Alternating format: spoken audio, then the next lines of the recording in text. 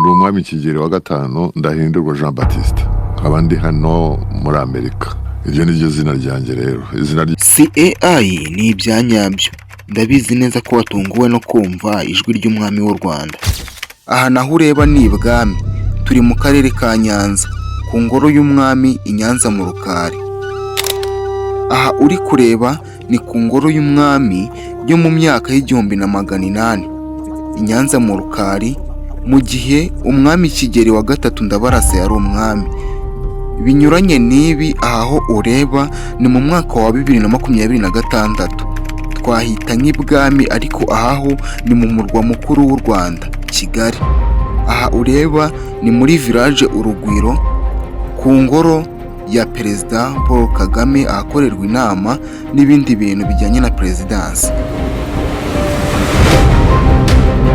Ariko se dore n'ibindi, aba bantu ureba ko nta mafaranga bafite, bakaba bagiye ku isoko kugura no kugurisha, abo bo bari mu biki? Umwe ari guhereza undi ibijumba, undi akamuhereza inka. Ubu ni bwo bucuruzi bwa kera bwitwaga barter trade, kugurana. Ibi ni ibya kera cyane mu myaka y'1800 kugera mu myaka y'1961. Icyo gihe washoboraga guha umuntu ishashi y'ihene, nawe akaguha nk'agatebo k'ibijumba.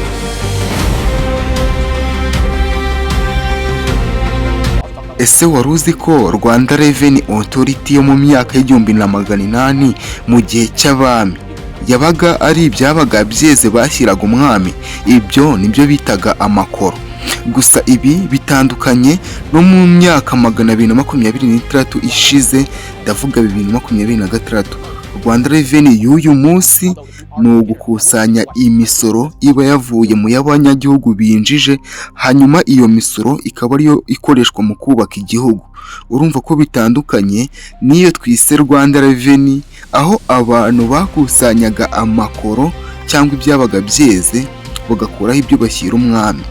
Nkaho ibyo bidahagije, noneho reba aba bantu, ababo bibera mu nzu z'ibyatsi, batunzwe n'ibijumba ndetse n'ibishyimbo, kongeraho isogi n'inyanya. Hoya, ibi byo birarura cyane, ndavuga isogi, inyinya, bakabirisha inyanya. Ibi byose ni ibyabagaho mu myaka y'1800, gusa bikaba bitandukanye n'uyu munsi. Ubu bwo umuceri na kawunga twongeyeho salisa, nambotu na tayari cyangwa onja. Ibi byose ni ikigaragaza impinduka mu myaka 226 ishize. Umva n'ikindi gitangaje, ubwenge urubyiruko rwabukuraga ku babyeyi babo, ba se na ba nyina. Mvuze ibitari byo? Hoya, ni ba papa wabo na ba mama wabo. Naho ubu ngubu ubwenge ni ukubukura mu mashuri za segonderi na za kaminuza. Reka nitwavuga abandi bo bagakura ubwenge ku ma AI no kuri internet. Muhaye ikaze mu kiganiro cya none, ikaze mu Rwanda rushya. Muri iki kiganiro turaganira ku bidasanzwe kandi byahindutse cyane ku Rwanda mu myaka 226 ishize. Ni ukuva mu mwaka w'1800 kugera mu myaka 2026 ndetse no gukomeza. Turi buganire ku mateka, ubukungu, imiterere kamere. Gusa umwihariko w'iki kiganiro ni uko turi bwibande ku bidasanzwe kandi byihariye byabayeho.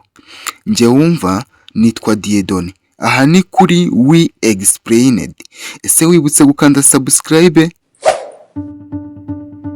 Nguhaye ikaze. Amateka yacu twahisemo kuyahera mu mwaka w'1800, turayakomeza tuyageze mu myaka ya 2026.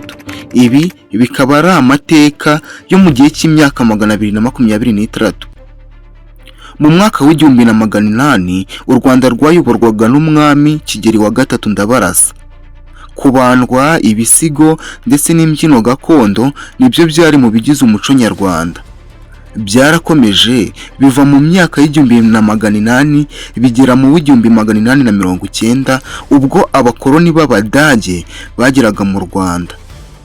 Nabo bageze mu Rwanda, hanyuma barayobora bageza mu mwaka w'1916, bavuye muri uwo mwaka nyine w'1890. Abo Badage basimbuwe n'Ababiligi babasimbura kuva mu mwaka w'igihumbi magana cyenda na cumi na gatandatu kugera mu mwaka w'igihumbi magana cyenda na mirongo itandatu na kabiri. Aba Babiligi bakaba barabasimbuye ubwo bari bamaze gutsinda intambara ya mbere y'isi yose.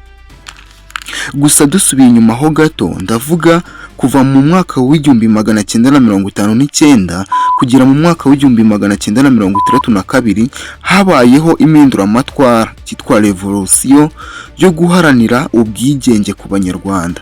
Icyo gihe u Rwanda rukaba rwarakomeje cyangwa se rwarahawe ubwigenge nyuma yo gukomeza kubiharanira, hanyuma rubona ubwigenge ku itariki ya mbere Nyakanga igihumbi magana cyenda na mirongo itandatu na kabiri.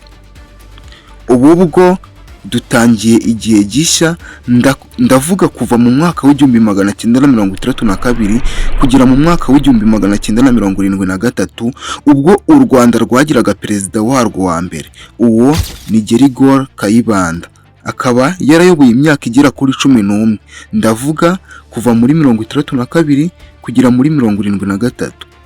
Nyuma y'imyaka 11 rero ayoboye, yaje guterwa coup d'etat na perezida Juvenal Habyarimana, akaba nawe yarayoboye kuva mu mwaka w'igihumbi magana cyenda na mirongo irindwi na gatatu kugera mu mwaka w'igihumbi magana cyenda na mirongo icyenda na kane, nyuma yo kumara imyaka 21 ku buyobozi. Uyu mwaka akaba ari nawo habayemo jenoside yakorewe Abatutsi nk'uko amateka abigaragaza. Kuva muri uwo mwaka rero w'igihumbi magana cyenda na mirongo icyenda na kane kugera mu mwaka w'ibihumbi 2000, u Rwanda rwayoborwaga na Pasteur Bizimungu. Hanyuma kuva mu mwaka wa 2000 kugera uyu munsi, ndetse uyu munsi dukoreyeho iki kiganiro, u Rwanda rukaba ruyoborwa na Perezida Paul Kagame. Ubu noneho bwo tugiye kureba uko iterambere tubona uyu munsi ku Rwanda ryaje.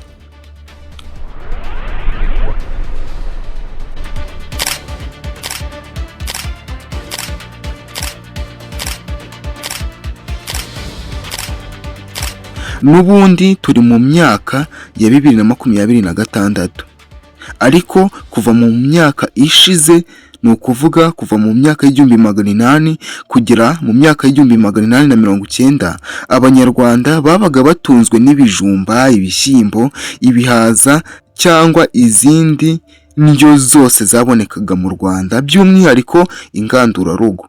Kuri bamwe misemba kumbuza Nyirankono, ikigage n'ibindi nk'ibyo.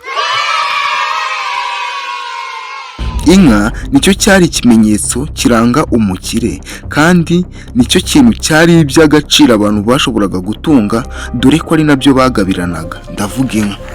Kuva mu mwaka w'igihumbi magana inani na mirongo icyenda kugera mu mwaka w'igihumbi magana cyenda na cumi na gatandatu, ubwo Abadage bazaga, havutse imisoro, amafaranga atangira gukoreshwa, kandi nanone hatangira guhingwa ibihingwa ngengabukungu nk'ikawa, icyayi ndetse n'ibindi bihingwa byashorarwaga hanze. Tugeze mu myaka y'igihumbi magana cyenda na cumi na gatandatu kugera mu myaka y'igihumbi magana cyenda na mirongo itandatu na kabiri, mu gihe cy'Ababiligi.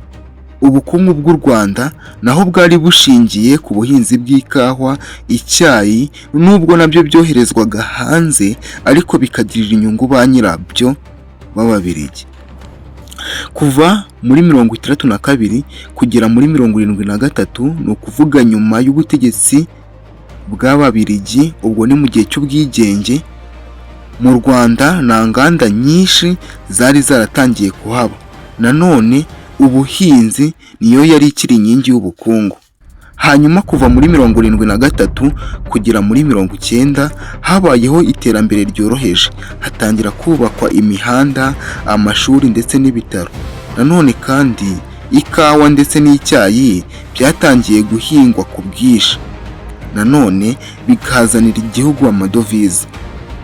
Tugeze muri 1990 kugera muri 1994, ndavuga kuva mu 1990 kugera mu myaka y'1994, nubwo byose byahindutse cyane. Mu Rwanda haba icuraburindi, abasaga 1 miliyoni bapfa mu minsi igera ku 100 gusa. bishwe muri jenoside yakorewe abatutsi yabaye muri Mata 1994. Icyo gihe ubukungu bwaragabanutse mu rwego rukabije cyane. Kuva mu mwaka w'1994 kugera mu mwaka wa 2005, iki cyari igihe cyo kongera gusana igihugu. Hanyuma kuva muri 2005 kugera 2026 nibwo habayeho izamuka ry'ubukungu ku Rwanda ku rwego rutari rwarigeze rubaho. U Rwanda rworoheje ishoramari ndetse n'ubukerarugendo. Ibikorwa biriyongera, inganda ndetse n'ibindi byinshi byari byarakozwe mbere biriyongera ndetse havuka ibishya. Mu bidasanzwe byubatswe harimo Convention Center, gutunganya neza Stade Amahoro, kubaka ikibuga cy'indege cya Bugesera ndetse cyo binagikomeje ndetse n'ibindi byinshi. Nanone by'umwihariko hashinzwe icyitwa Digital Economy, ni ubukungu bushingiye ku ikoranabuhanga, aho ikoranabuhanga ryakomeje gusakara hirya no hino ku isi.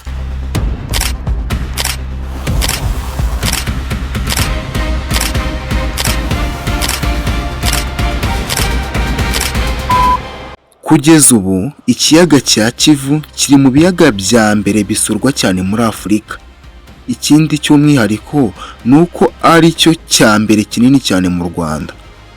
Parike y'Ibirunga tuhasanga ingagi zisurwa cyane muri Afurika kandi zikaba ziri mu bikurura ba mukerarugendo benshi cyane buri mwaka. U Rwanda rufite imisozi myinshi cyane. Henshi uhasanga imisozi minini iyitwa ibisi, ahandi naho ukahasanga imisozi mito ndetse n'iyoroheje. Niyo mpamvu kubera imisozi myinshi dusanga mu Rwanda, u Rwanda barwita igihugu cy'imisozi igihumbi.